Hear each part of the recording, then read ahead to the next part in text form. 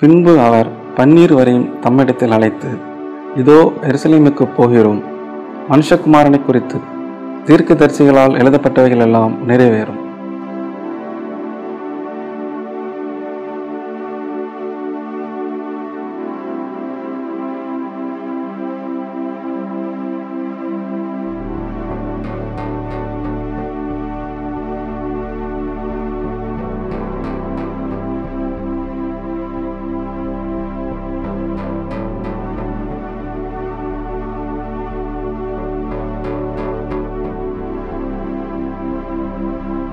கர்த்தராகிய இயேசு கிறிஸ்துவின் இனிய நாமத்தினாலே உங்கள் யாவருக்கும் அன்பின் வாழ்த்துதலையும் வணக்கத்தையும் தெரிவித்துக் கொள்கிறேன். இந்த நேரத்தில் லெந்து காலங்களில் நம்ம கொடுக்கப்படுற செய்திக்காக ஆயத்தமாக்கி கொண்டு வருகிறோம். இன்றைய செய்திக்கான தலைப்பு என்ன பார்த்திங்கன்னா, அது வெளிச்சம் உண்டாக கடவுது. அது நம்ம தொடங்குறதுக்கு முன்னால் ஒரு நிமிஷம் ஜெபம் பண்ணலாம். கிருபையில் அன்பின் ஆண்டவரே, அருமையான இந்த நேரத்தை தந்ததுக்காக உம்மை துதிக்கிறோம், ஸ்தோத்திரிக்கிறோம். இப்பொழுதும் கொடுக்கப்படுகிற செய்திக்காக உமக்கு நன்றி செலுத்துகிறோம். பேசுகிறது நான் அல்லப்பா, நீங்களே என்னோடு கூட இடைப்படுங்க. குறைகள் குற்றங்கள் இருந்தால் தயவாக மன்னிங்க. கேட்கிறதுக்கு ஆண்டவரே அனைவருக்கும் பிரயோஜனமாக இருக்க கிருபை தாங்க. தொடர்ந்து ஆசீர்வதிங்க, காத்துக்கொள்ளுங்க, வழி நடத்துங்க. இயேசுவின் மூலம் ஜெபங்களும் ஜீவன் உள்ள நல்ல பிதாவே, ஆமேன். தேவன் வெளிச்சம் உண்டாக கடவுது என்றார், வெளிச்சம் உண்டாயிற்று. ஆதியாகமம் 1ஆம் அதிகாரம் 3ஆம் வசனத்தில் நம்ம பார்க்குறோம். நம்ம யாருமே பொதுவாக சின்ன பிள்ளையிலேருந்து பெரிய ஆட்கள் நம்ம இருளை விரும்பவே மாட்டோம். இருட்டு திடீர்னு என்று கரண்ட் போயிட்டா கூட நம்ம என்ன செய்வோம், ஒன்று மெழுகுதிரி பற்றைப்போம். இல்லை இப்போ உள்ள காலங்களில் பார்த்திங்கன்னா இன்வெர்ட்டரில் நமக்கு என்ன செய்யும், கரெக்டாக ஒரு வெளிச்சம் வந்துடும். அப்போ சின்ன பிள்ளையில் பார்த்திங்கன்னா இருளை கண்டு பயப்படுவாங்க. நமக்குமே பெரிய ஆட்களாக நமக்குமே ஏதாவது ஒரு இடத்துக்கு போயிட்டுருக்கோம், திடீர்னு கரண்ட் கட் ஆயிடுச்சு அப்படின்னா அந்த இருளை பார்த்து நம்ம என்ன செய்வோம், பயப்படுவோம். அதே போல் தான் முன்னொரு காலத்தில் பார்த்திங்கன்னா ஜனங்களுக்கு அந்த பயங்கிறதே இல்லை, அப்படி தானே. அவங்க நல்லா பாவம் செஞ்சுட்டு வந்தாங்க. அவங்கள கண்ட்ரோல் பண்ண எதுவுமே இல்லை. அவங்களுடைய பாவங்கள் எல்லாம் தேவனுடைய சன்னிதானத்தில் எட்டின போது தான் தேவன் பூமியில் வர்றாரு. எதற்காக வர்றாரு அப்படின்னா, மனிதரை ரட்சிக்கிறதற்காக. அதாவது இருளில் இருக்கிற ஜனங்கள் பெரிய வெளிச்சத்தை கண்டார்கள். அப்போ அந்த இருளில் இருக்கிற ஜனங்கள் யார் அப்படின்னா நம்ம தான். அப்போ அந்த இருளில் இருக்கிற ஜனங்கள் வெளிச்சம் என்கிறது யாரை குறிக்கி அப்படின்னு பார்த்திங்கன்னா, கர்த்தராகிய இயேசு கிறிஸ்துவை குறிக்கிறது. அவர் வந்த பிறகு நம்மளுடைய வாழ்க்கையிலே என்ன செய்து பிரகாசமான வெளிச்சம் உதித்தது நம்ம என்று பார்க்கிறோம். நம்ம அதை முதல்ல ஆதியாகமத்தில் பார்க்குறோம். ஆதியாகமம் 1ஆம் அதிகாரம் 1ஆம் வசனத்தில் பார்க்குறோம். தேவன் என்ன சொல்கிறாங்க அப்படின்னா, தேவன் எங்கே அசைவாடி கொண்டு இருந்தாங்க அப்படின்னு பார்த்தா, ஆதியிலே தேவன் வானத்தையும் பூமியும் சிருஷ்டிக்கார். வானத்தையும் பூமியும் சிருஷ்டித்தாங்க. பூமியானது ஒழுங்கின்மையும் எப்படி இருந்ததா, வெறுமையாக இருந்தது. ஆழத்தின் மேல் இருள் இருந்தது. அப்போ எங்கே இருந்துன்னா ஆழத்தின் மேலே இருந்துன்னா என்னதுதான் இருந்தது. தேவ ஆவியானவர் ஜனத்தின் மேல் அசைவாடி கொண்டு இருந்தார் என்னும் பார்க்குறோம். அப்போ அந்த சமயத்தில் தான் அப்போ இருள் எங்கே இருக்குது அப்படின்னா ஆழத்தில் இருக்குது. தேவன் எங்கே உலாவி கொண்டிருக்கார், ஜலத்தின் மேலே என்ன செஞ்சார், அசைவாடி கொண்டு இருக்கிறார். அப்போ தான் ஒரு வார்த்தை சொல்கிறார், ஒரே ஒரு வார்த்தை தான், தேவன் வெளிச்சம் உண்டாக கடவுது என்றார். உடனே வெளிச்சம் உண்டாயிற்று. அப்படி தானே, வெளிச்சம் நல்லது என்று உடனே காண்கிறார். இப்போ நம்ம பார்த்திங்கன்னா நான்லாம் நம்ம பார்க்குறது எதனால, கண் வைத்து தான் பார்க்குறோம். கண் நமக்கு சரீரத்தினுடைய விளக்காக இருக்கிறது. இப்போ நம்ம கண்ணை மூடிட்டோம் அப்படின்னா நமக்கு எதுவுமே தெரியாது, அப்படி தானே. நம்ம பழக்கப்பட்ட இடமா இருந்தாலும் லேசாக தடுமாறிடுவோம். அப்போ நம்ம வெளிச்சத்திலேயே நடந்து வந்தோம், அப்படி தானே. அப்போ தேவன் என்ன செய்கிறார், அந்த இடத்துல வெளிச்சம் உண்டாக கடவுது என்று ஒரே ஒரு வார்த்தை தான் சொல்கிறாங்க. அந்த வார்த்தையின்படி தேவன் என்ன செஞ்சிட்டாங்க, வெளிச்சம் உண்டாயிற்று. வெளிச்சம் உண்டானதுக்கு அப்புறவு தேவன் என்ன செய்கிறார், உலகத்தை பார்க்கிறார். முதலே பார்த்தோம்ல, வானத்தையும் பூமியை சிருஷ்டித்தார். வெளிச்சம் உண்டானதுக்கு அப்புறம் தான் தேவன் என்ன செய்கிறார், வானத்தையும் பூமியையும் பார்க்குறார். பார்த்ததுக்கப்புறம் நல்லது என்று காண்கிறார். தேவன் படைத்தவைகள் எல்லாம் நல்லது என்று எதன் மூலமாக காண்கிறார், கண்கள் மூலமாக தான், அந்த வெளிச்சத்தின் வழியாக தான் என்ன செய்கிறார், பார்த்தார். அப்போ என்ன செய்கிறார்னா, வெளிச்சம் நல்லது என்று கண்டார். வெளிச்சத்தையும் இருளையும் தேவன் வெவ்வேறாக பிரித்தார். கண்டிப்பாக ஒரு இரவு ஒரு பகல், அதுக்கு ஏத்தாப்புல என்ன செய்கிறார், ஒவ்வொன்றையாக படைத்து கொண்டே வருகிறது போது காலங்களையும் இதே படைக்கும்போது சந்திரன் நினைச்சார் உண்டாக்கிறார், நட்சத்திரங்களை உண்டாக்கிறார், அப்படி தானே. அப்போ அதெல்லாம் என்ன செய்யுதுன்னா பூமியிலே பிரகாசித்து கொண்டு இருக்கிறது. அப்போது நமக்கு என்ன செய்யுது, நம்ம மனிதர்களாகிய நாம் எதை விரும்புகிறோம் அப்படின்னு பார்த்தீங்கன்னா, வெளிச்சத்தை தான் என்ன செய்கிறோம், விரும்புகிறோம். யாருமே என்ன செய்யலை, இருளை நம்ம விரும்புகிறதே கிடையாது. அப்போ தேவன் ஒரே ஒரு வார்த்தை தான், நமக்கு ஒரே ஒரு வார்த்தை சொன்னாரே அப்படின்னு அப்படின்னு சொல்கிறோம்ல, அதே மாதிரி ஒரே ஒரு வார்த்தை தான். என்ன சொன்னாங்க? வெளிச்சம் உண்டாக கடவுது அப்படின்னாங்க. அது நல்லது என்று கண்கிறார். அப்போ வெளிச்சம் எப்படி வந்தது அப்படின்னு பார்த்தா வார்த்தையின் மூலமாக தான் வெளிச்சம் வந்தது. வெளிச்சம் என்றால் என்ன? வெளிச்சம் என்றாலே இருளும் உண்டு, என்ன உண்டு? வெளிச்சமும் உண்டு. அப்போ தான் இருளுக்கு வந்து இரவு என்று பெயரிடுதா, பகலுக்கு வந்து வெளிச்சம் என்று பெயரிட்டார். இருளுக்கு இரவு, அப்படி தானே? இருளுக்கு வந்து இரவு என்று பெயரிடா, பகலுக்கு வந்து வெளிச்சம் என்று பெயரிடுகிறார். இப்போ நம்ம வந்து இப்போ சாயங்கால நேரத்தில் நம்ம இருக்கிறோம். இப்போ நம்ம வந்து என்ன செய்கிறோம்? லைட் வெளிச்சம் இல்லாமலே நம்ம நடக்கிறோம், போகிறோம், எந்தெந்த இடத்துக்கு போகிறோமோ போயிட்டு வந்துடுறோம். கொஞ்சம் இருள் ஆக ஆக ஆக நமக்கு என்ன தேவைப்படுகிறது? வெளிச்சம் தேவைப்படுகிறது. அப்போ வெளிச்சத்தில் இப்போ வீட்டில் தெருவுக்கு வந்தீங்கன்னா ஸ்ட்ரீட் லைட்டோடைய வெளிச்சத்தில் வருகிறோம். அதுவும் இல்லை அப்படின்னு பார்த்தீங்கன்னா கையில் டார்ச் விளக்கு வச்சுருப்போம். அப்படி இல்லை அப்படின்னா பௌர்ணமி அன்னைக்கெலாம் பார்த்திங்கன்னா நல்லா பிரைட்டாக இருக்கும். அந்த வெளிச்சத்தில் நம்ம என்ன செய்கிறோம்? நடந்து வருகிறோம். அப்போ நமக்கு என்ன செய்கிறோம்? நமக்கு வெளிச்சம் தேவைப்படுகிறது. அப்போ பகலில் வந்து நம்ம வந்து லைட் போடுறதே கிடையாது. வீட்டில் இருக்கும்போது பார்த்திங்கன்னா பகலில் வந்து ஜன்னலெல்லாம் நல்லா திறந்து வச்சுருப்போம், காற்று வரணும் அப்படின்னு சொல்லிட்டு. ஆனால் அப்போ என்ன மாட்டோம்? வெளிச்சம் லைட்டு போட மாட்டோம். ஏன்னா ஆட்டோமேட்டிக்காகவே அந்த இடத்துல என்ன வந்துடுது? வெளிச்சம் வந்துடுது. அதுக்கப்புறம் பார்த்திங்கன்னா சாயங்கால வேளையில் லைட்டை போடுறோம், அது பிரகாசமாக என்ன செய்யுது? வெளிச்சத்தை கொடுக்கிறது. இரவு தூங்கும்போது என்ன செய்கிறோம்? ஆஃப் பண்ணிடுறோம். அப்போ நம்ம இடம் ஃபுல்லாக என்னதாயிருது? இருளாயிருது. முழுவதும் இருளாகாமல் இருக்கிறதுக்கு நம்ம வந்து லைட்டு, அதாவது என்ன லைட் போடுறோம்? ராத்திரி போல் பவர் குறைஞ்சது அப்படி தானே, நைட் லேம்பை வந்து நம்ம பயன்படுத்திக்கிறோம். அப்போ அதுலேயே நம்ம தூக்கத்துலேயே நம்ம என்ன செய்கிறோம்? இருளை விரும்புகிறது இல்லை. வெளிச்சம் என்ன செய்யணும்? ஒரு இடத்துலேருந்து வந்து கொண்டே இருக்கணும் என்கிறத நம்ம என்ன செய்கிறோம்? பார்க்குறோம். மின்சாரம் இல்லாத போது நம்ம மெழுகுத்திரி பயன்படுத்திக்கிறோம். வெளிச்சத்தை அதிகரிக்க மெழுகுத்திரி பின்புறம், அதாவது இப்போ திடீர்னு கரண்ட் போயிடுச்சு அப்படின்னா ஒரு மெழுகுத்திரியை பற்ற வைக்கிறோம் அப்படின்னா அந்த மெழுகுத்திரியுடைய வெளிச்சம் வந்து எல்லா இடத்துலையும் நல்லா தெரியும். ஆனால் அந்த இடத்துல பார்த்தீங்கன்னா பின்னால் ஒரு நம்ம முகம் பார்க்குற கண்ணாடியை வச்சிட்டோம் அப்படின்னா அந்த வெளிச்சம் வந்து அந்த இடம் ஃபுல்லாக என்ன செய்யுமா? பிரகாசத்தை நமக்கு கொடுக்கும் என்று நம்ம பார்க்கணும். 2 மடங்கு வெளிச்சம் கிடைக்கும். அதே போல் தான் முதல் நாள் வந்து வெளிச்சம் என்று இயேசு சொன்னார். அந்த வெளிச்சம் யார் அப்படின்னு பார்த்தீங்கன்னா நம்முடைய கர்த்தராகிய இயேசு கிறிஸ்து தான். அப்படி தானே? கர்த்தராகிய இயேசு கிறிஸ்து தான் உலகத்திற்கு ஒளியாக வந்தார் என்று பார்க்கிறோம். அவர் இல்லாமல் நம்மளால் என்ன செய்ய முடியாது? ஒன்றுமே செய்ய முடியாது. அதுக்கப்புறம் பார்த்திங்கன்னா 4ஆம் நாள் வந்து எதை படைக்கிறார் அப்படின்னு பார்த்தீங்கன்னா சூரியன் சந்திரன். சூரியனையும் சந்திரனையும் எதற்காக படைக்கிறார் அப்படின்னா காலத்தையும் நேரத்தையும் தெரிந்து கொள்வதற்காக என்ன படைக்கிறார்? சூரியனையும் சந்திரனையும் என்ன செய்கிறார்? படைக்கிறார். அதே போல் பார்த்திங்கன்னா யோவான் எழுதின சுவிசேஷத்தை நம்ம பார்க்குறோம். யோவான் 1ஆம் அதிகாரம் 4ஆம் வசனத்தில் பார்க்குறோம். அவருக்குள் ஜீவன் இருந்தது, அந்த ஜீவன் மனுஷருக்கு ஒளியாக இருந்தது. தேவன் வந்து ஒளியாக வர்றாரு, அவருக்குள்ள ஜீவன் இருக்கிறது, அந்த ஜீவன் தான் மனுஷருக்கு ஒளியாக இருக்கிறது. இப்போ இருட்டு வேலை போயிட்டே இருக்கும்போது திடீர்னு ஏதாவது ஒன்று கண்டு நம்ம பயந்துட்டோம் அப்படின்னா இயேசுவே அப்படின்னு நம்ம சொல்கிறோம். அப்படி தானே? இயேசுவே எங்களை காப்பாற்றுங்க அப்படின்னு சொல்கிறோம். அல்லது இயேசுவின் ரத்தம் ஜெயம் சொல்கிறோம். அவருடைய நாமத்தை நம்ம என்ன செய்கிறோம்? வாயினால் அறிக்கையிடுறோம். அப்போ அதுக்கு என்ன அடையாளம் அப்படின்னு பார்த்தீங்கன்னா இயேசப்பா நம்ம கூட இருக்காங்க, வெளிச்சமாக இருக்காங்க. அப்போ வெளிச்சம் நம்ம இயேசுவே அப்படின்னு கூடும்போது நமக்குள்ளே வெளிச்சம் இருக்கும்போது நமக்கு என்ன இல்லை? பயம் இல்லை. ஆகவே நம்ம என்ன செய்கிறோம்? இயேசுவை என்ன செய்கிறோம்? கூப்பிடுறோம். அப்போ இயேசப்பா வந்தோடனே நமக்கு கொஞ்சம் பயம் நீங்கி நம்ம என்ன செய்கிற? தைரியமாக நடந்து கொண்டு இருக்கிறோம். அதே போல் பார்த்தீங்கன்னா ஆவிக்குரிய வாழ்க்கையில் நம்ம பார்க்குறோம் அப்படின்னா எல்லாருமே கண்கள் அற்றவர்களாக தான் இருக்கிறோம். அப்படி தானே? இயேசு இந்த உலகத்திற்கு வந்தார். அவர் என்ன சொல்கிறார்? நானே உலகத்திற்கு வெளிச்சமாக இருக்கிறேன், I am the light of the world அப்படிங்கிறார். நான் தான் இந்த உலகத்திற்கு என்னது? வெளிச்சம் அப்படின்னு சொல்கிறாங்க. மனிதர்களாகிய நாம் வந்து இருளை என்னது விரும்புவதில்லைன்னு முதலே பார்த்தோம். நாம் வெளிச்சத்தின் பிள்ளைகளாக இருக்கிறோம். மத்தேயு 5:11 பார்க்குறோம், நீங்கள் உலகத்திற்கு வெளிச்சமாக இருக்கிறீர்கள்.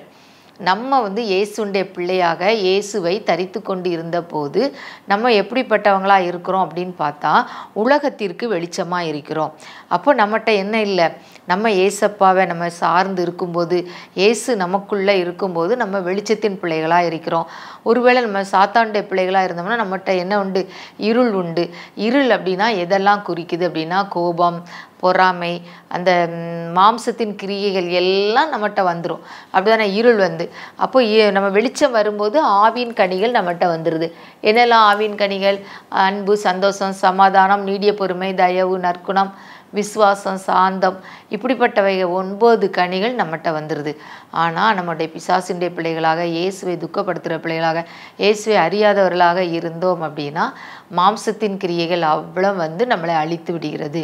அப்போ நம்ம என்ன செய்ய முடியாது? வெளிச்சத்துக்குள்ளே வரவே முடியாது. அதற்காக தான் ஏசப்பா, என்னுடைய பிள்ளை, என்னுடைய மகன் இருள இருக்கக்கூடாது, அவன் வெளிச்சத்துக்கு வர வேண்டும், வெளிச்சத்தின் பிள்ளையாக இருக்க வேண்டுங்கிறதுக்காக தான் அவர் உலகத்திற்கு என்ன செஞ்சார்? வெளிச்சமாக வந்தார். நீங்கள் உலகத்திற்கு வெளிச்சமாக இருக்கிறீர்கள். மலையின் மேல் இருக்கிற பட்டணம் மறைந்திருக்க மாட்டாது.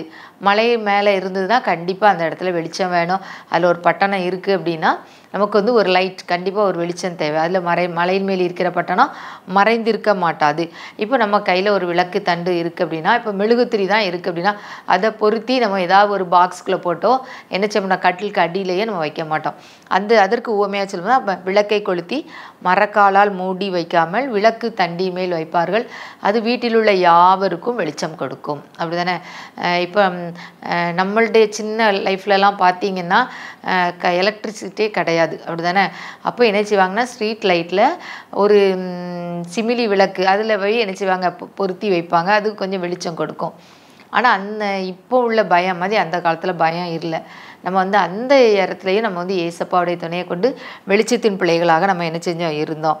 அப்போ இன்னொன்று என்ன சொல்கிறாங்க அப்படின்னா, நம்ம செய்கிற நற்கிரியைகள், நம்ம செய்கிற தான தர்மங்கள், நம்ம செய்கிற ஊழியங்கள்.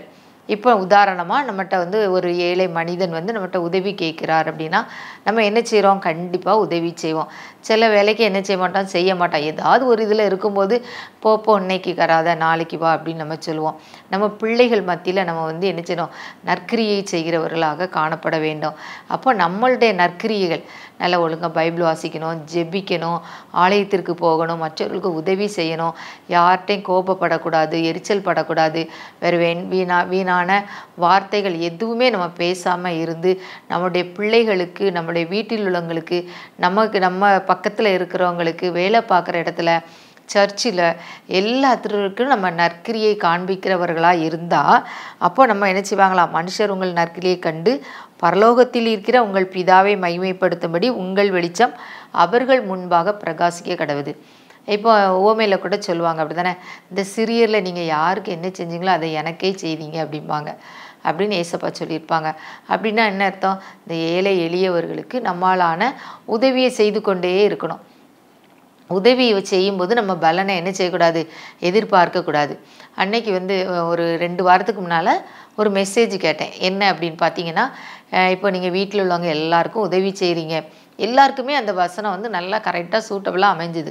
எப்படி அப்படின்னா, நீங்கள் வந்து வீட்டில் உள்ளவங்க எல்லாருக்கும் உதவி செய்கிறீங்க, நீங்கள் சாப்பிட்றீங்களோ சாப்பிடல, 2வது வீட்டுக்கு வர்ற விருந்தாள்கள், அப்புறம் வீட்டில் உள்ளவங்க, பெரியவர்கள், சிறுவர்கள் எல்லாருக்கும் நம்ம என்ன செய்கிறோம்? நல்லா உதவி செய்கிறோம். யாரும் எது கஷ்டப்பட்டாங்கன்னா உடனே அவங்களுக்கு பணம் கொடுத்து உதவுகிறோம். எந்த பிள்ளைகளுக்காவது படிக்கலை, என் பிள்ளை வந்து படிக்கிறதுக்கு ஃபீஸ்க்கு வேணும் அப்படின்னு கேட்டால் நம்ம செய்கிறோம். நம்ம வந்து பார்த்து பாராமல் நம்ம வந்து நற்கிரியை செஞ்சிட்டே வாரோம் அப்படின்னா யாருமே நம்மளை புகழவே மாட்டாங்க. அது மனிதருடைய சுபாவம், அப்படி தானே? அந்த நற்கிரியின் வெளிச்சம் எங்கே உதிக்குதான்? பரலோகத்தில் இருக்கிற தேவனிடத்துல தான் என்ன செய்யுதான்? பிரகாசமாக இருக்குதும். மனுஷர் உங்கள் நற்கிரியை கண்டு பரலோகத்தில் இருக்கிற உங்கள் பிதாவை மகிமைப்படுத்தும்படி உங்கள் வெளிச்சம் அவர்களுக்கு முன்பாக பிரகாசிக்க கடவுது. நம்மளை பார்த்தோன்னே சொல்லிடுவாங்க, நல்லா ஹெல்ப் பண்ணுவாங்க அப்படின்னு. சில சமயத்தில் இல்லை, இவாள் ஒன்றுமே செய்ய மாட்டா அப்படின்னு சொல்லும்போது நம்ம மனசு தளர்றோம், அப்படி தானே? ஐயோ, நம்ம எவ்வளோ உதவி செஞ்சுருக்கோம், ஆனால் ஒன்றுமே செய்யலைன்னு சொல்கிறாங்களே அப்படின்னு நம்ம சொல்லுவோம். ஆனால் அந்த இடத்துல நம்ம என்ன செய்யக்கூடாதான்? கவலையே படக்கூடாதான். இவங்க மனுஷங்க வந்து நம்மளை வந்து புகழ்ந்தா என்ன, புகழட்டா என்ன, நம்மளை யார் மகிமைப்படுத்துவார்? பிதா முன்னால் தேவன் நம்மளை என்ன செய்வார்? மகிமைப்படுத்துவார். அப்போ அந்த வெளிச்சம் வந்து அவர்களுக்கு முன்பாக பிரகாசிக்க கடவுது. அப்போ நம்முடைய முகம் வந்து எப்பொழுதும் பிரகாசமாக இருக்கணும். அப்படின்னா இருளை நம்ம விரும்பவே மாட்டோம். பிரகாசம் அப்படின்னா இயேசு கிறிஸ்து நம்ம உள்ளத்தில் இருக்கும்போது நம்மளால் ஆன உதவிகளை மற்றவங்களுக்கு என்ன செஞ்சோம்? செய்து கொண்டே இருப்போம். நம்ம கூட வேலை பார்க்குறவங்க, உடன் பிறந்தவர்கள், கஷ்டப்படுறவங்க எல்லாத்துக்கும் நம்ம என்ன செய்வோம்? ஹெல்ப் பண்ணிகிட்டே இருப்போம். அவங்க நமக்கு ஹெல்ப் பண்ணுவாங்க அப்படின்னு நம்ம என்ன செய்வோம்? நினைக்க மாட்டோம். பிரசங்கியில் கூட ஒரு வார்த்தை வருது, உன் ஆகாரத்தை தண்ணீர் மேல் போடு, அநேக நாளைக்கு பின் அதன் பலனை காண்பாய். அப்படின்னா என்ன அர்த்தம்னா, இப்போ நம்ம செய்கிற தர்மம் தலை காக்குன்னு சொல்லுவாங்க. ஆனால் ஏதாவது ஒரு நம்ம உதவி செஞ்சோன்னா நிறைய பேர் வாழ்த்துவாங்க, நம்மளை பார்த்துருக்கீங்க, நீங்கள் நல்லா இருக்கணும் அப்படின்னு வாழ்த்துவாங்க. அவங்களுடைய வாழ்த்தல் நமக்கு எப்படிப்பட்டதோ தெரியாது. ஆனால் பரலோகத்தில் இருக்கிற தேவனுக்கு முன்பாக நம்ம வெளிச்சம் என்ன செய்யணும்? பிரகாசிக்க வேண்டும். மனிதர்கள் செய்யும் ஒவ்வொரு நன்மையும் பரலோகத்தில் உள்ள பிதா என்ன செய்கிறாராம்? வெளிச்சமாக இருக்கிறாராம். பிதா மூலமாக நம்ம மகிமைப்படுகிறோம். அவர்கள் முன்பாக நம்ம வெளிச்சத்தின் பிள்ளைகளாக இருக்கிறோம். அப்படி தானே? இருளை நம்ம என்ன செய்யணும்? விரும்ப மாட்டோம். நம்ம இப்போ உதவி செய்யாமல் செஞ்சு என்னத்துக்கு அப்படி நம்ம சோர்வு விரும்போது அந்த இடத்துல பிசாசுடைய கிரியை உள்ளே வந்துடும். பற்றியா அவனை எப்படி சொல்கிறாங்க அப்படின்னு சொல்லிட்டு நமக்கு கூட கொஞ்சம் என்ன செய்வாங்க? மன உளைச்சலை உண்டாகும். அந்த இடத்துக்கு ஆளாகாதபடி, ஆண்டவரே, எனக்கு நன்மை செய்ய எனக்கு பலன் தாங்க, உங்களுடைய வெளிச்சத்திலே நான் நடக்க எனக்கு உதவி செய்யுங்க அப்படின்னு நம்ம என்ன செய்யணும்? கேட்கணும். இப்போ இயேசுவினுடைய பிறப்பு, மரியாத ஜனங்கள் அப்படி தானே, பாவம் செஞ்ச மக்கள் அப்படி தானே. இயேசு பழைய ஏற்பாட்டில் பார்த்துட்டே வரோம், நிறைய பேர் பாவம் செஞ்சாங்க. ஆனால் அப்போ அவங்களுடைய அறியாமையினால செஞ்சாங்க. அப்போ அந்த அறியாமையில் இருளை போக்கணும் அப்படிங்கிறதுக்காக தான் ஏசப்பா மனிதனாக அவதரித்தார். அப்படி தானே ஏசாயா 9:2 பார்க்குறோம். இருளில் நடக்கிற ஜனங்கள் பெரிய வெளிச்சத்தை கண்டார்கள். அப்படி தானே? அப்போ அந்த பெரிய வெளிச்சம் எதை குறிக்குதுன்னா ஏசப்பாவை குறிக்குது, இயேசுவின் பிறப்பை குறிக்கிறது. ஒரே நேரத்தில் ஒரு காரியத்தை தான் நம்ம பார்க்க முடியும். உலகத்தையும் பார்க்க முடியாது, பரலோகத்தையும் ஒரே பார்வையால் பார்க்க முடியாது. அப்படி தானே? இரண்டையும் பார்க்க முயற்சித்தால் கண்கள் இருளாகும். நல்லா புரியும் உங்களுக்கு நினைக்கிறேன். ரெண்டையும் ஒரே நேரத்தில் பார்க்குறோம் அப்படின்னா பிசாசுக்கும் நம்ம யாருக்கு? ஏசப்பாவுக்கும் ஊழியம் செய்ய முடியாது. அப்படி தானே? ஒன்று நம்ம ஏசப்பாவுக்கு ஊழியம் செய்கிறவங்களா இருக்கணும், இன்னொன்று இருளுக்கு நம்ம ஊழியம் செய்கிறவங்களா இருக்கணும். அதனால நம்ம எப்படிப்பட்டவர்களாக இருக்கணும்? இயேசுவுக்கு ஊழியம் செய்கிறவர்களாக, வெளிச்சத்தின் பிள்ளைகளாக இருக்கணும். உலகத்தையும் பார்க்கணும், இல்லை உலகத்தையும் பரலோகத்தையும் ஒரே பார்வையில் என்ன செய்ய முடியாது? பார்க்க முடியாது. இரண்டையும் பார்க்க முயற்சித்தால் கண்கள் இருளாகும். கண்கள் இருளானால் முழு சரீரமும் என்ன செய்யும்? இருளாகும். அப்போ நமக்கு என்ன? ஒன்றுமே தோணாது. நம்ம இருளின் பிள்ளைகளாகவே இருப்போம். யார் என்ன சொன்னாலும் அதை கேர் பண்ணாமல் அப்படியே இருப்போம். நம்ம வெளிச்சத்தின் பிள்ளைகளாக இருக்கும்போது அவங்களுடைய சத்தம் நமக்கு என்ன செய்யப்படும்? கேட்கப்படும். அப்படி தானே? சத்தம் கேட்கப்படும் போது நம்ம என்ன செய்வோம்? உடனே ஜெபம் பண்ணி, ஆண்டவரே, இந்த மனிதர்கள் என்னிடத்தில் வந்திருக்கிறார்கள், அவர்களுக்கு நான் என்னாலான உதவியை செய்யணும். அந்த உதவி அவங்களுக்கும் பிரயோஜனமாக இருக்கணும், நான் செய்கிற எனக்கும் என்ன செய்யணும்? பிரயோஜனமாக இருக்கணும் அப்படின்னு நம்ம கேட்கணும். சும்மா வர்றவங்களுக்கெல்லாம் உதவி செஞ்சு, இப்போ ஏதாவது ஒரு குடிகாரன் இருக்கான்னா எனக்கு ₹1 தாங்க அப்படின்னு கேட்டால் நம்ம ஆழ்ந்து யோசித்து தான் கொடுக்கணும். ஏன்னா நம்ம அப்படி நிறைய நேரத்தில் இப்படி மாட்டியிருக்கிறோம். அப்புறம் சொல்லுவாங்க, ஏன் அவனுக்கு கொடுத்தா வெறும் குடிகாரன், நீ கொடுக்குற ரூபாவை போய் குடித்து அழிக்க தான் செய்வாங்க. அப்போ நம்ம என்ன செய்கிறோம் அப்படின்னா பார்த்து செய்யணும். ஒருவேளை அவன் ஆரம்பத்தில் குடிகாரனாக இருந்து மனம் திரும்பி வந்திருந்தான், நல்லா அவனை பற்றி தெரியும் அப்படின்னு சொன்னால் நம்ம என்ன செய்யலாம்? உதவி செய்யலாம். அப்போ நம்ம செய்கிற உதவி பரலோகத்தில் இருக்கிற பிதா மகிமைப்படும்படியாக நம்ம என்ன செய்ய வேண்டும். நம்ம ஒருத்தருக்கு நன்மை செய்கிறது, உதவி செய்கிறது, அதுதான் என்னது? தேவனுடைய பார்வையில் அது வெளிச்சம். உதவி செய்யாவிட்டால் அது நம் வாழ்வில் இருள். சரி, நம்ம உதவி செஞ்சிட்டே இருந்தால் நம்மகிட்ட வருவாங்க, கண்டிப்பாக வருவாங்க. அவங்க நானே கஷ்டப்படும் போது உதவி செஞ்சாங்க. ஒருவேளை நம்ம அப்படியே இருப்போம்னு நினைக்க முடியாது. ஒருவேளை கஷ்டத்தில் வரும்போது அவங்க என்ன செய்யலாம்? நமக்கு உதவி செய்கிறவங்களாக காணப்படலாம். ஒரு முறை அப்படி தான் நாங்கள் ஒரு கல்யாண வீட்டுக்கு போகணும்.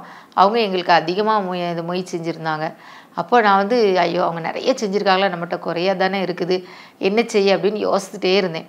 அப்போ அந்த நேரத்தில் ஒரு டீச்சர் என்கிட்ட மிஸ், உங்களுக்கு நான் ₹1 தரணும், நீங்களும் மறந்துட்டீங்க. நானும் அதை பற்றி நான் யோசிக்கவே இல்லை. நேற்று தான் எனக்கு ஞாபகம் வந்துச்சு, ஐயோ மிஸ்க்கு நம்ம ₹1 கொடுக்கணுமே, கொடுக்கலையே அப்படின்னு சொல்லிட்டு கரெக்டாக சாயங்காலம் போல் எனக்கு ஒரு அமௌண்ட்டு தந்தாங்க. அப்போது எனக்கு அடுத்த நாள் அந்த உதவி எதுக்கு உதவிப்பட்டது? அதாவது மொய் செய்வதுக்கு, அவங்களுக்கு கல்யாணத்துக்கு கிஃப்டாக கொடுக்கறதுக்கு எனக்கு அது தேவைப்பட்டுச்சு. அந்த இடத்துல நான் தேவனை மகிமைப்படுத்தினேன். ஆண்டவரே, ஏசப்பா, நீங்கள் ஏற்ற காலத்தில் எனக்கு உதவி செய்கிறவங்களா இருக்கீங்க. உண்மையில் நான் ரொம்ப அதிக பாரத்தோடு இருந்தேன். என் கணவனாட்ட கூட சொன்னேன், நம்ம எப்படி செய்ய போகிறோம் தெரியலையே, கொஞ்சம் பைசா வேற குறையா இருக்குது அப்படின்னு. அந்த நேரத்தில் முந்தின நாள் சாயங்காலம் ஒரு டீச்சர் என்கிட்ட கொடுக்கும்போது நான் அதை சொல்லி 2 பேரும் கொஞ்சம் சின்ன ப்ரேயர் பண்ணோம். உண்மையில் நான் ப்ரேயர் பண்ணேன். அப்புறம் அவங்ககிட்ட சொல்லி 2 பேருமாக சேர்ந்து தேவன் கரெக்டாக அந்த நேரத்தில் உதவி செஞ்சாங்க. அப்போ வெளிச்சத்தின் பிள்ளைகள் நம்ம மற்றவங்களுக்கு செய்கிற உதவி, உன் ஆகாரத்தை தண்ணீர் மேல் போடு, அநேக நாளைக்கு பின் அதன் பலனை எதிர்பார்ப்பாய் அப்படின்னு நம்ம சொல்கிறோம். அப்போ இயேசு நம் வாழ்வில் வரும்போது இருள் என்பதே இல்லை. அந்த இருளுக்கு என்ன இல்லை, அங்கே ஒரு செயலுமே கிடையாது. அது இருளாகவே இருக்கட்டும். வெளிச்சத்தின் பிள்ளைகளாக இருக்கும்போது நம்ம அநேக காரியங்கள் நற்கிரியைகளை செய்கிறவர்களாக காணப்படுகிறோம். வேதாகமத்தில் தொற்கால் பார்க்குறோம், நற்கிரியை செய்தா அப்படின்னு பார்க்குறோம், அப்படி தானே? அப்போ அதே போல் தான் நம்ம ஒவ்வொரு வாழ்க்கையிலும் நற்கிரியைகளை என்ன செய்யணும், செய்ய பழக வேண்டும். அப்போ இன்னொன்று சொல்வது போலவே அவரில் எவ்வளவேனும் இருள் இல்லை, அவருடைய சிலுவை அவருடைய சீஷனாக்கும் போது நம்மில் வெளிச்சம் உண்டாக்கும். அவருடைய சிலுவையை நம்ம நோக்கி பார்க்கும்போது, நம்ம சீஷனாக இருக்கும்போது அவருடைய வெளிச்சம் நமக்கு என்ன செய்ய வேண்டும், பிரகாசிக்க வேண்டும்.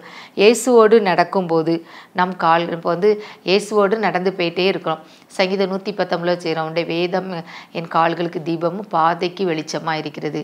அப்போ எப்படி பாதைக்கு நமக்கு வெளிச்சம் காட்டுறது அப்படின்னா, அவருடைய வேத வசனங்கள். அந்த வேத வசனங்களை நம்ம ஆழ்ந்து சிந்தித்து பார்க்கும்போது நம்ம கால்களுக்கு அது தீபமாக இருக்கிறது. கால்களுக்கு தீபம் அப்படின்னா, நம்ம ஒரு ரோட்டில் போயிட்டே இருக்கோம். இப்போல்லாம் பார்த்தீங்கன்னா பாதாள சாக்கடை நல்லா தோண்டி போட்டிருக்காங்க. எல்லா இடத்துலையும் பார்த்திங்கன்னா ஒரே மேடும் பள்ளமாக இருக்குது. அப்போ நம்ம எப்படி போகிறோம், நின்று நிதானமாக ஏதாவது ஒரு கால் இடறிட்டு அப்படின்னாலே இயேசுவே அப்படின்னு சொல்கிறோம். அப்போ நம்ம அல்லது ஒரு வசனத்தை சொல்கிறோம்.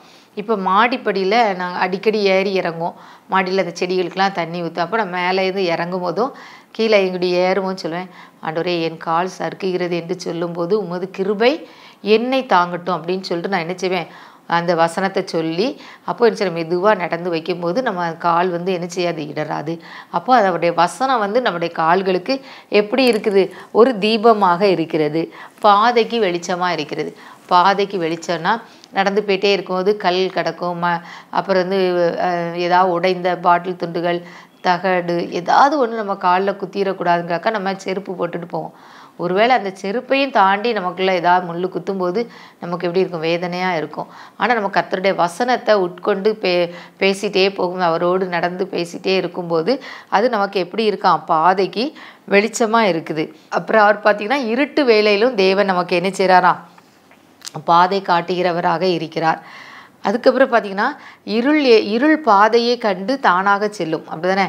இருள் அப்படி போயிட்டே இருக்கும். ஆனால் வெளிச்சம் வந்தபோது இருள் நீங்கி விடுகிறது. அதுக்கு பிறகு நம்ம வெளிச்சத்தின் பிள்ளைகளாய் அவரோடு கூட நடக்கிறோம்.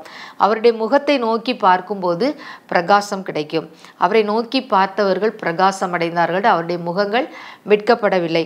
அப்போ எப்பொழுதும் நம்ம தேவனையே நோக்கி பார்த்து கொண்டு கர்த்தருடைய வசனத்தை நம்ம அறிக்கை பண்ணிகிட்டே இருக்கும்போது நம்முடைய முகம் என்ன செய்யலாம், நம்ம முகம் எப்பொழுதும் பிரகாசம் அடைந்து கொண்டே இருக்கும். அவரை நோக்கி பார்த்தவர்கள் வெட்கம் அடைவதில்லை, அப்படி தானே?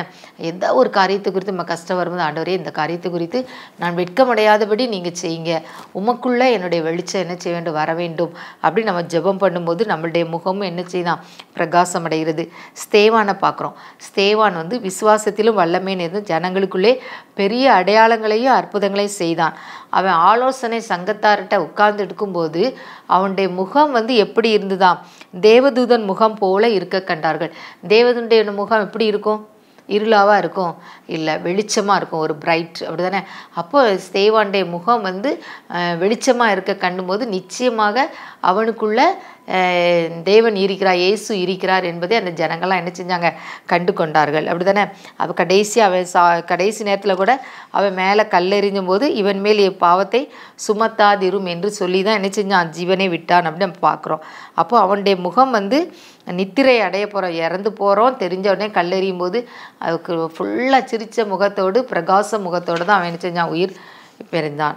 அப்புறம் மோசையை பார்க்குறோம். அப்புறம் சீனாய் மலையில் 2 கற்பலகளை வாங்கி கொண்டு வரும்போது ஏசப்பா சொல்லிட்டாங்க, அந்த மலை பக்கத்தில் யாரும் வரக்கூடாது, தொடக்கூடாது அப்படின்னு. அவன் மேலேருந்து கீழே இறங்கி வரும்போது அவனுடைய முகம் பிரகாசித்திருந்தது. மோசை கூட பார்க்கல, அப்படி தானே? ஜனங்கள்லாம் பார்த்து அவனை பார்த்து என்ன செஞ்சாங்க, பயந்தாங்க. அதுக்கப்புறம் தான் மோசை மேலே என்ன செஞ்சாங்க, ஒரு விசுவாசம் வச்சாங்க. ஆரோனும் இஸ்ரேல் புத்திரர் எல்லாரும் மோசையை பார்க்கும்போது முகம் பிரகாசிப்பதை கண்டு அவன் சமீபத்தில் சேர பயந்தார்கள். அப்படின்னா என்ன அர்த்தம்? மோசையோடு கூட ஏசப்பா இருக்கிறாங்க, மோசையை கூட கர்த்தர் இருக்காங்க அப்படிங்கிறத ஜனங்கள் என்ன செஞ்சாங்க? கண்டு கொண்டாங்க. கண்டு கொண்டு அவங்க கூட என்ன செஞ்சாங்க? சமீபத்தில் சேர்வதற்கு பயந்தார்கள் என்று பார்க்கிறோம்.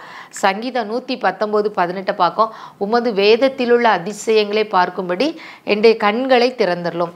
எல்லாரும் பிரசங்கம் பண்ணுறதுக்கு முன்னால் அதை சொல்லுவாங்க, உடைய வேதத்தில் உள்ள அதிசயங்களை நான் பார்க்கும்படி என்னுடைய கண்களை திறந்தரலும் அப்படின்னு சொல்லுவாங்க. சங்கீதம் 119:105 உடைய வசனம் என் கால்களுக்கு தீபமும் பாதைக்கு வெளிச்சமாக இருக்கிறது. ஆதியாக 1:1 சொன்னாங்க, தேவன் வெளிச்சம் உண்டாக கடவுது என்றால் வெளிச்சம் உண்டாயிட்டு வார்த்தையினால் சொன்னார். அந்த வார்த்தை யார்? இயேசு கிறிஸ்து. இயேசு கிறிஸ்து சொன்னார். யோவான் 1:1 சொல்கிறாங்க, ஆதியிலே வார்த்தை இருந்தது. ஆதியாகமம் 1:1 யோவான் 1:1 பார்க்குறோம்.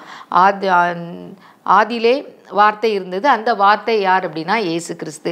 அப்போ அந்த ஆதியிலே வார்த்தை இருந்தது, அந்த வார்த்தை தேவனாக இருந்தது, அது அவருக்குள் ஜீவன் இருந்தது, அந்த ஜீவன் மனுஷருக்கு ஒளியாக இருந்தது.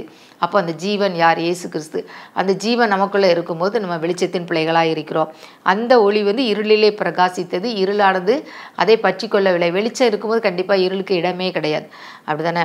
அப்புறம் யோவான் 1:9 சொல்கிறாங்க, உலகத்திலே எந்த மனுஷனையும் பிரகாசிப்பிக்கிற ஒளியே அந்த மெய்யான ஒளி இயேசு கிறிஸ்து தான்.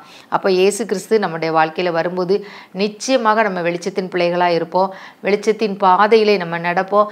இருள் நம்ம என்ன செய்யாது? அண்டவே அண்டாது. இருள் அப்படின்னா பிசாசு. அந்த பிசாசுக்கு நம்ம இடம் கொடுக்கவே மாட்டோம். அப்போ ஒளி வரும்போது தன்னால் இருள் நம்மளை விட்டு என்ன செஞ்சிடும்? வெளிப்பட்டு போயிடும். ஆவியின் கனிகள் நம்முடைய உள்ளத்தில் வரும், மாம்சத்தின் கிரியைகள் எல்லாம் என்ன செய்யும்? டோட்டலாக அழிந்து போயிடும். அன்பு என்கிற வார்த்தை மட்டும், அந்த அன்பு என்கிற அந்த வெளிச்சம் நம்ம உள்ளத்தில் என்ன செய்ய வேண்டும்? பிரகாசிக்க வேண்டும். அதை தான் இயேசு என்ன செய்கிறார்? விரும்புகிறார். இப்போ ஒரு குருடன் இருக்க, நம்ம வேதாகமத்தில் பார்க்க நிறைய அதிசயங்களை அற்புதங்களை செய்யும்போது ஒரு குருடனுக்கு பார்வை கிடையாது. உனக்கு என்ன வேண்டும் என்று எல்லாருக்கும் தெரியும். குருடன்கிட்ட போய் ஏசப்பா உனக்கு நான் என்ன செய்ய வேண்டும் அப்படின்னு கேட்கும்போது எல்லாரும் என்ன நினைப்பாங்க? அவன் பார்வை அடைய வேண்டும் அப்படி தான் கேட்பான் அப்படின்னு சொல்லுவாங்க, அப்படி தானே? அதே போல தான் அந்த குருடனுக்கு பார்வை கிடைத்த போது எதை காணுகிறாய் அப்படின்னா, மனுஷனை போல மரங்களை போல பார்க்கிறேன். அப்போ அவன் பாதி தான் என்ன செஞ்சுருக்கான்? வெளிச்சமாயிருக்கான், முழுவதும் வெளிச்சமாகலை. மறுபடியும் இயேசு என்ன செய்கிறார்? சுகமாக்கும் போது இப்பொழுது நான் எல்லாவற்றையும் நன்றாக பார்க்கிறேன் அப்படின்னு சொல்கிறான். அதே போல் தான் ஏசப்பா நம்ம உள்ளத்தில் வரும்போது நம்மளுடைய முகம் பிரகாசிக்கும், நம்ம மற்றவர்களுக்கு வெளிச்சமாக இருப்போம், வெளிச்சத்தின் பிள்ளைகளாக இருப்போம். இருள் நம்மை விட்டு என்ன செஞ்சிடும்? அகன்றுவிடும். இந்த வசனத்தின்படி நம்ம என்ன செய்வோம்? வெளிச்சத்தின் பிள்ளைகளாக நம்ம நடந்து கொள்வோம். தேவன் வெளிச்சம் உண்டாக கடவுது. நம்ம ஒவ்வொரு பெயரை வச்சு போட்டு பார்க்கும்போது தேவன் எண்ணில் வெளிச்சம் வர வேண்டும், சாந்தியின் உள்ளத்தில் ஆகிய வெளிச்சம் வர வேண்டும் அப்படின்னு ஒவ்வொருவரும் தங்களுடைய பெயரை போட்டு பார்க்கும்போது நிச்சயமாக நம்ம வெளிச்சத்தின் பிள்ளைகளாக இருப்போம். தேவன் தாமே இந்த வசனங்களை ஆசீர்வதிப்பாராக. ஆமென். கிருபையில் அன்பின் ஆண்டவரே, அருமையான இந்த நேரத்தை தந்ததுக்காக துதிக்கிறோம், சோத்திரிக்கிறோம். இப்பொழுது நாங்கள் வெளிச்சத்தை பற்றி பார்த்தோம்ப்பா. வெளிச்சமாகிய நீர் எங்கள் உள்ளத்திலே வரும்போது இருள் அகன்று விடுகிறதப்பா. நாங்கள் வெளிச்சத்தின் பிள்ளைகளாய் நடக்க எங்களுக்கு கிருபை தாங்க. எங்களிடத்துல குறைகள் உண்டு, குற்றங்கள் உண்டு, எல்லாவற்றையும் மன்னித்து மறந்து உம்முடைய முகத்தின் ஒளியை எங்கள் மேல் பிரகாசிக்க பண்ணும்ப்பா. உம்மை நோக்கி பார்த்தவர்கள் பிரகாசம் அடைந்தார்கள், அவர்கள் வெட்கமடையவில்லை என்று சொன்ன வசனத்தின்படி நாங்கள் உண்மையே நோக்கி கொண்டு இருக்க கிருபை தாங்க. இந்த கிருபை நாட்கள் எங்களுக்கு ஒரு நல்ல ஒரு ஆசீர்வாதமான நாட்களாக, வெளிச்சத்தின் நாட்களாக இருக்க கிருபை தாங்க. தொடர்ந்து ஆசீர்வதிங்க, காத்துக்கொள்ளுங்க, வழி நடத்துங்க. மீட்பர் இயேசுவின் மூலம் ஜெபங்களும் ஜீவனுள்ள நல்ல பிதாவே. ஆமேன்.